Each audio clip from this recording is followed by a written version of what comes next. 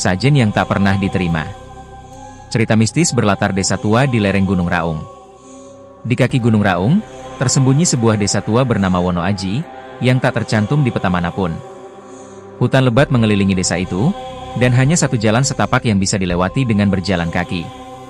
Warga Wono Aji masih menjunjung tinggi adat dan tradisi leluhur, terutama soal nyaji, tradisi memberi sesaji kepada penunggu gunung setiap malam Jumat Kliwon. Setiap bulan, kepala adat, Mbah Kerti, memimpin ritual di punden sakral, sebuah batu besar lumut yang dipercaya sebagai titik bertemunya alam manusia dan alam gaib. Sajen berupa bunga 7 rupa, tumpeng, dan darah ayam hitam diletakkan di atas batu itu, dengan harapan desa dijauhkan dari mara bahaya. Namun, sejak beberapa bulan terakhir, kejadian aneh mulai terjadi. Malam itu, langit Wono Aji pekat tak berbintang. Angin turun dari lereng membawa aroma bunga busuk. Warga berkumpul di balai desa, menunggu Mbah Kerti kembali dari punden. Namun, saat beliau datang, wajahnya pucat pasi. Sajennya hilang. Belum 5 menit aku tinggal untuk membakar kemenyan, semuanya lenyap. Bahkan daun pisangnya pun tak bersisa. Suara Mbah Kerti bergetar. Warga mulai gelisah. Anak-anak menangis tanpa sebab, ternak tiba-tiba mati mendadak, dan di beberapa rumah terdengar ketukan 3 kali setiap tengah malam. Ketukan itu datang dari luar, tapi saat dibuka, tak ada siapapun. Seminggu setelah kejadian itu, seorang pemuda bernama Wira nekat naik ke hutan larangan di atas punden sakral. Ia tak percaya pada adat. Kenapa kita harus takut pada hal yang tidak kelihatan? Kalau memang penunggunya marah, biar aku sendiri yang bicara padanya, tantangnya sambil membawa sebilah golok dan senter. Malam itu, Wira tak pernah kembali. Yang ditemukan hanyalah senter miliknya, menyala dalam keadaan berdiri tegak di tengah lingkaran tanah hangus. Di sekelilingnya, bunga 7 rupa bertabur, membentuk pola aksara Jawa kuno yang tak bisa dibaca siapapun. Merasa tak sanggup menenangkan warga, Mbah Kerti mengundang Mbah Rantam, seorang dukun sepuh dari lereng seberang. Mbah Rantam datang dengan pakaian serba hitam dan sebuah kendi tanah liat berisi air kelapa tua. Ia menaburkan bunga ke arah punden sambil menggumamkan mantra. Dumateng roh kaduluan, nyuwun pangapunten. Puniki dudu salah tiang, nanging salah waktu lantata. Malam itu, Mbah Rantam tidur di depan punden sakral. Esok paginya, ia ditemukan dalam posisi duduk bersila, matanya terbuka namun jiwanya sudah pergi. Di tanah di depannya, tertulis dengan darah. Sajenmu ora tumarima. Kowe dadi sekat, dadi tebusan. Sajenmu tidak diterima. Kau jadi sekat, jadi tebusan. Dari kitab kuno warisan leluhur, Mbah Kerti menemukan catatan bahwa pada zaman dahulu, Wono Aji pernah mengingkari janji. Seorang penari ronggeng, Dewi Sekarwangi, dikorbankan di punden karena dianggap membawa sial. Padahal ia hamil oleh anak kepala desa. Darah dan jeritan Sekarwangi menyatu dengan tanah. Arwahnya menjadi penunggu, menuntut sajen bukan sebagai permintaan maaf, tapi sebagai persembahan kekal. Dan bila ritual tidak dilakukan dengan niat tulus dan hati bersih, maka sajen itu akan ditolak. Selama ini, Mbah Kerti dan warga hanya melakukan ritual sebagai rutinitas, bukan pengabdian. Sajen itu tak pernah benar-benar diberi, melainkan hanya formalitas. Kini, satu-satunya cara untuk meredam amarah gaib adalah dengan menebus darah. Namun, bukan darah sembarangan. Yang dibutuhkan adalah darah dari keturunan laki-laki kepala desa zaman dahulu. Dan satu-satunya keturunan yang masih hidup, adalah putra, cucu Mbah Kerti sendiri. Malam Jumat berikutnya, punden sakral kembali bersinar oleh api obor dan aroma dupa. Putra, dengan rela, duduk bersila di depan batu itu, tubuhnya dililit kain kafan putih. Air mata Mbah Kerti menetes saat ia membaca mantra terakhir. Pisau kecil disayatkan di dada putra, dan darah menetes ke atas sesaji yang kini lengkap, bunga, tumpeng, dan jantung ayam hitam. Tiba-tiba angin berhenti. Pepohonan bergetar. Dan dari balik kegelapan, terdengar suara perempuan bersenandung lembut. Sajenipun kulo tampi. Saestu, sajennya aku terima sungguh. Sejak malam itu, ketukan misterius berhenti. Desa kembali tenang. Tapi punden sakral ditutup rapat dan tak pernah lagi digunakan. Tiap malam Jumat Kliwon, di ujung hutan Wono Aji, terdengar alunan sinden lirih, diiringi gamelan dari balik pepohonan. Tak ada yang berani mendekat. Karena mereka tahu, sajen itu akhirnya diterima, tapi tak pernah cukup. 3 minggu setelah ritual penebusan darah, suasana desa Wonoaji kembali terasa damai. Tapi itu hanya di permukaan. Malam-malam mereka tetap gelisah.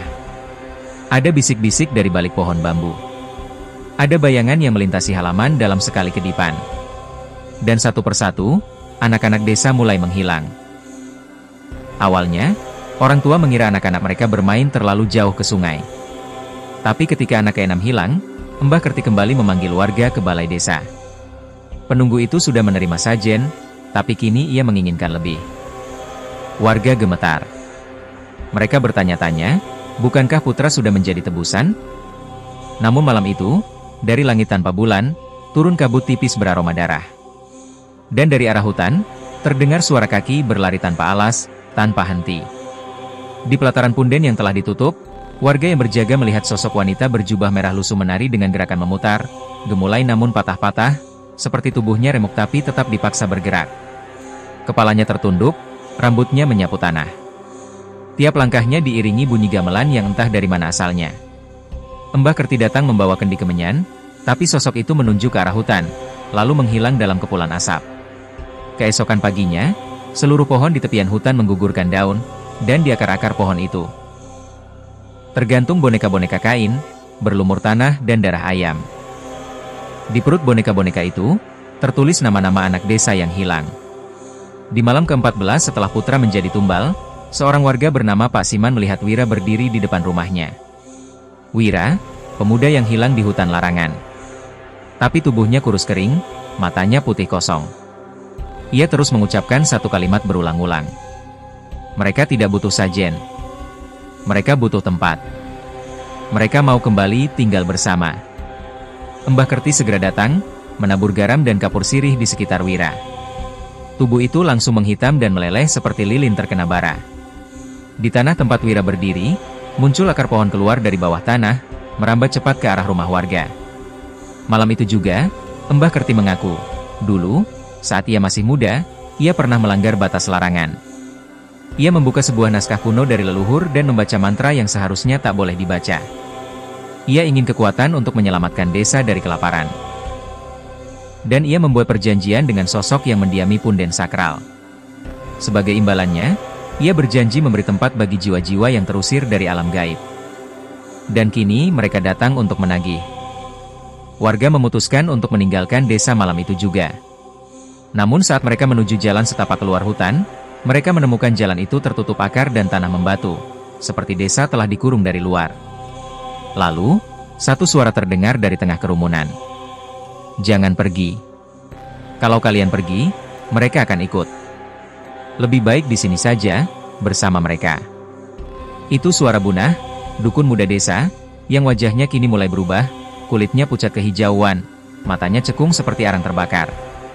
Ia tersenyum miring, menunjukkan gigi yang tajam seperti jarum. Desa ini sudah bukan milik kita lagi. Tapi kalian bisa tinggal, kalau rela menari bersamanya.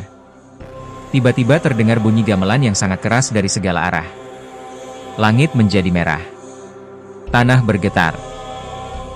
Dan dari tiap pohon, muncul sosok-sosok penari dengan tubuh rusak dan pakaian tradisional Koyak, menari dalam formasi yang tak manusiawi.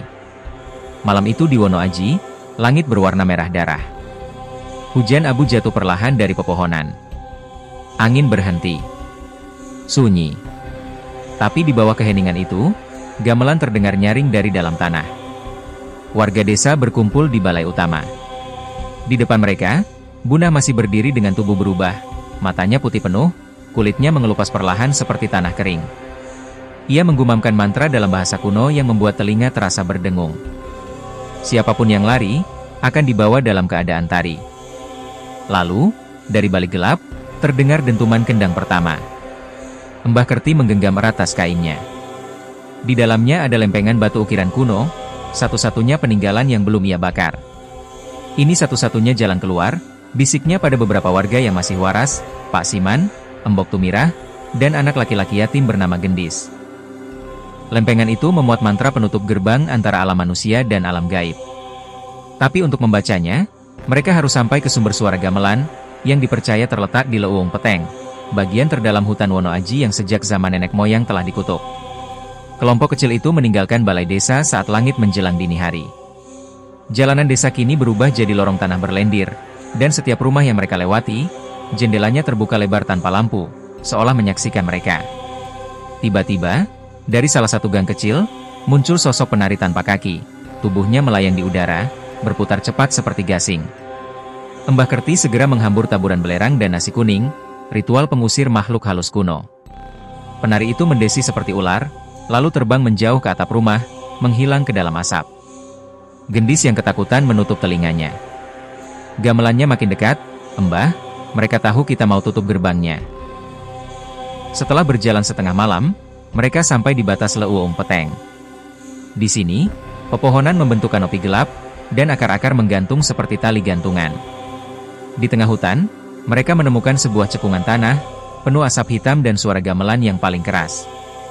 Disitulah gerbang itu.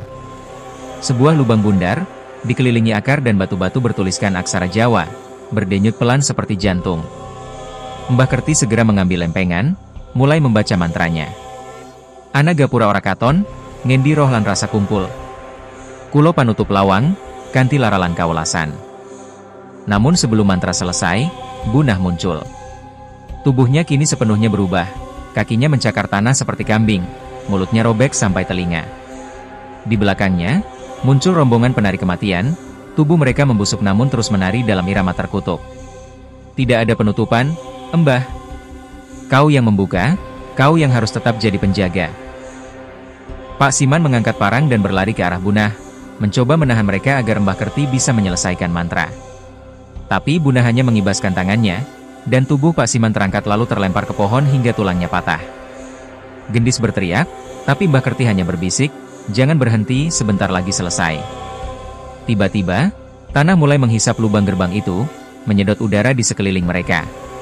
Para penari mulai kehilangan kendali, tubuh mereka tertarik masuk ke dalam lubang dengan jeritan yang menusuk langit. Bunah mengaitkan kuku hitamnya ke bahu Gendis.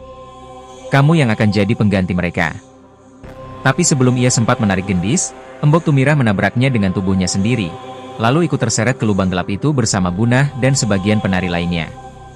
Jeritan terakhir Embok Tumirah terdengar nyaring, lalu hening. Dengan suara terakhirnya, Mbah Kerti menyelesaikan mantra dan melempar lempengan batu ke dalam lubang. Sebuah ledakan cahaya merah meledak dari dasar tanah, membuat semua yang tersisa menutup mata.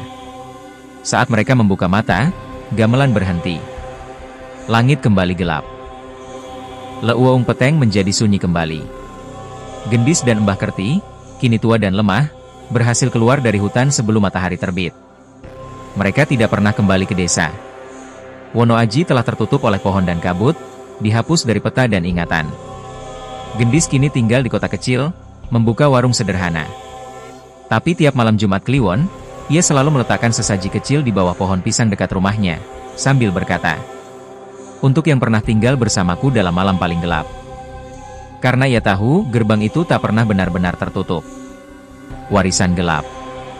Kini Gendis dikenal sebagai Embok Dens berumur 27 tahun, pemilik warung makan sederhana di pinggir jalan lintas hutan.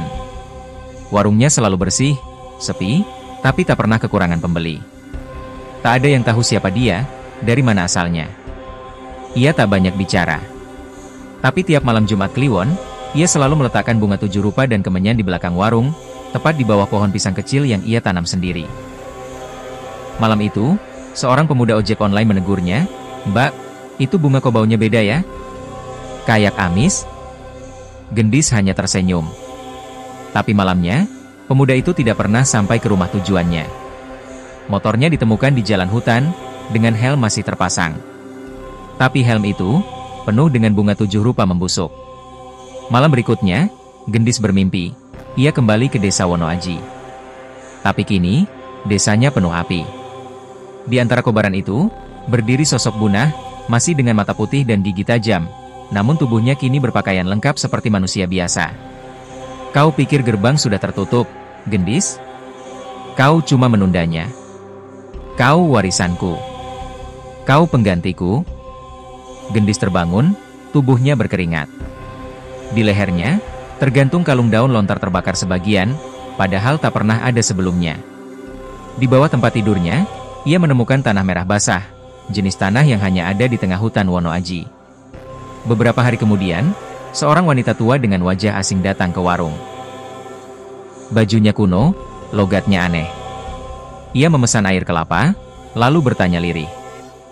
"Masih adakah punden di belakang warung ini, Enduk?" Gendis terdiam. Ia tak pernah cerita soal apapun ke siapapun.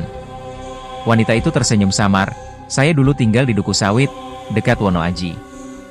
Tapi saya hilang, sudah lama." Lalu ia menengadah ke langit, dan berkata pelan, "Mereka masih hidup di hutan, Embok Dens. Tapi kini, mereka ingin keluar. Dan kau satu-satunya yang bisa membuka jalan." Wanita itu pergi meninggalkan bekas tapak kaki berlumpur, yang tak mengarah kemana-mana. Tak ada jejak kembali. Malam itu, suara gamelan kembali terdengar, tapi bukan dari mimpi. Dari belakang warung, tepat dari arah pohon pisang, terdengar bunyi gong tunggal disusul irama saron. Saat Gendis keluar, ia melihat tanah di bawah pohon mulai retak, membentuk lingkaran yang sama seperti dulu di punden Wono Aji. Dari dalam tanah, muncul tangan penari, rangka halus berbalut kulit hitam mengkilat. Bergerak gemulai, mencoba menarik dunia atas ke bawah. Di langit, awan membentuk lingkaran seperti ronggeng menari, dan angin mulai mengisap dedaunan ke satu titik. Gendis tahu, ini bukan lagi tentang desa. Ini tentang dirinya. Sebagai penerus darah dari Mbah Kerti, dan saksi satu-satunya yang masih hidup, ia adalah kunci terakhir dari antara dua dunia. Ia menggali tumpukan buku-buku dan lempengan yang dulu ia simpan. Salah satunya berisi aksara tua yang mulai terbaca saat disentuh darah. "Wong kang waris sajen, kudu bali ora karo badan. Ning ngagem rasa, lan tembung. Supaya loro alam ora kerusakan. Yang mewarisi sajen, harus kembali tanpa raga. Tapi membawa rasa dan kata. Agar dua alam tidak hancur bersamaan." Gendis sadar, untuk menghentikan ini, ia harus masuk ke dunia mereka, tapi tidak dengan tubuh, melainkan jiwa. Dengan dupa, bunga, dan sesaji lengkap, Gendis melakukan ritual terakhir di bawah pohon pisang. Ia meminum ramuan dari akar yang ia ambil dari Leuweung Peteng 12 tahun lalu. Tubuhnya mulai lunglai. Ia tersungkur. Nafasnya melambat. Tapi matanya terbuka. Dan kini ia berdiri di dunia lain, tanah berwarna tembaga, langit abu-abu, dan ribuan penari menunduk di sekeliling sebuah singgasana dari akar. Di atasnya duduk Bunah dan Mbah Kerti. "Kau datang, akhirnya," kata Bunah. "Kita butuh penjaga baru, bukan musuh. Kau akan jadi jembatan antara yang hidup dan yang menari." Gendis menggenggam kalung lontarnya. Lalu ia bicara. "Kalau harus ada jembatan, aku yang menjaganya. Tapi hanya aku sendiri. Tidak ada lagi korban." Ia mengucap mantra penutup, namun bukan untuk menutup gerbang, melainkan untuk mengikat dirinya sebagai penjaga abadi. Warung Embok Dens masih berdiri. Tapi pemiliknya tak pernah terlihat lagi. Namun tiap malam Jumat Kliwon, asap kemenyan selalu mengepul dari belakang warung. Dan siapapun yang duduk di sana sendirian, kadang bisa mendengar suara gamelan lirih, dan bisikan halus. "Jangan takut, aku masih menjaganya. Agar kalian tetap di sini." Dan mereka tetap di sana. Warung Embok Dens kini hanya jadi cerita bisik-bisik. Kadang orang lewat, melihat warung itu masih utuh, bersih, bahkan seperti baru dibersihkan. Tapi tidak pernah buka. Tak ada pelayan. Tak ada pembeli. Penduduk sekitar menyebutnya warung sajen. Beberapa anak muda yang iseng menaruh kamera di warung itu pada malam Jumat Kliwon, mendapati rekaman yang membuat mereka tak bisa tidur berminggu-minggu. Gambar seorang perempuan muda berselendang merah, menari perlahan di belakang warung, menghadap pohon pisang. Lalu satu persatu, sosok-sosok lain muncul dari tanah, menari bersamanya. Hingga akhirnya kamera mati sendiri. Di dunia yang tak kasat mata, Gendis masih berdiri, memegang kendi dan dupa yang menyala abadi. Ia bukan lagi manusia biasa. Bukan juga makhluk dari bawah tanah. Ia adalah penjaga gerbang, satu-satunya yang berdiri di antara dunia nyata dan dunia yang ditinggalkan. Menjaga agar penari-penari itu tak pernah menari di dunia ini lagi. Selama ia tetap berjaga, sajen itu akan tetap diterima. Dan darah baru tak perlu ditumpahkan. Tapi ingat, jangan ganggu warung yang tampak terlalu sepi, di malam yang terlalu sunyi.